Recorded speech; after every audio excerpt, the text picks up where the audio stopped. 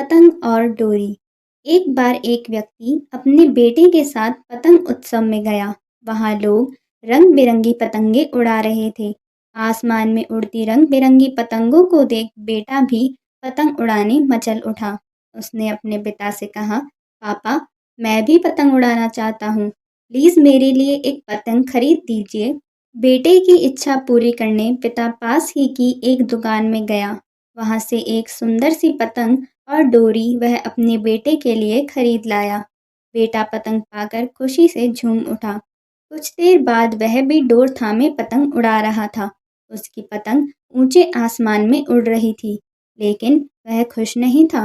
वह चाहता था कि उसकी पतंग और ऊंची उड़े। वह पिता से बोला, पापा, ऐसा लग रहा है कि डोर की वजह से पतंग ऊंची नहीं उड़ पा रही है।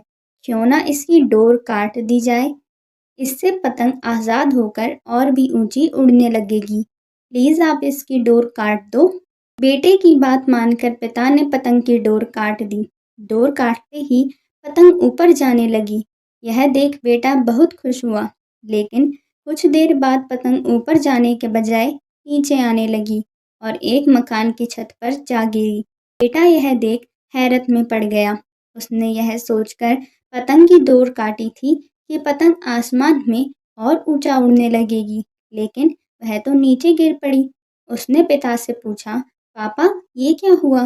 पतंग आसमान में और ऊंची जाने की बजाय नीचे क्यों गिर पड़ी?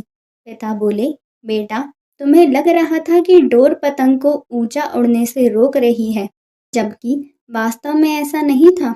डोर तो पतंग का सहारा थी। हवा की गति अनुसार तुम डोर खींचकर या उसे ढील देकर पतंग को ऊंचा उड़ने में मदद कर रहे थे, लेकिन जब डोरी रूपी सहारा कट गया तो पतंग को मदद मिलनी बंद हो गई और वह नीचे गिर पड़ी। ऐसा जीवन में भी होता है। जीवन की ऊंचाइयों पर पहुंचकर हमें लगने लगता है कि हमारे परिवार, रिश्ते और दोस्त हमें बांध रहे हैं और सफलता के शिखर पर पहुंचने से रोक रहे हैं, लेकिन हम भूल जाते हैं कि वे हमें ऊंचाइयों पर ले जाने वाली डोर हैं। उनके नैतिक बल के बिना सफलता की उड़ान मुश्किल है। बेटे को अपनी गलती समझ आ गई। सीख। कई बार हम सोचते हैं कि हम अपने जीवन में जल्दी प्रगति कर लेंगे या जीवन में नई ऊंचाइयों को पा लेंगे यदि हम अपने घर और परिवार के बंधनों से मुक्त हो जाएंगे। लेकिन हम भूल जाते हैं कि हमारा परिवार और प्रियजन हमें जीने में और जीवन में आगे बढ़ने में मदद करते हैं।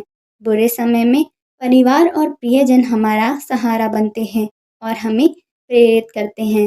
धन्यवाद।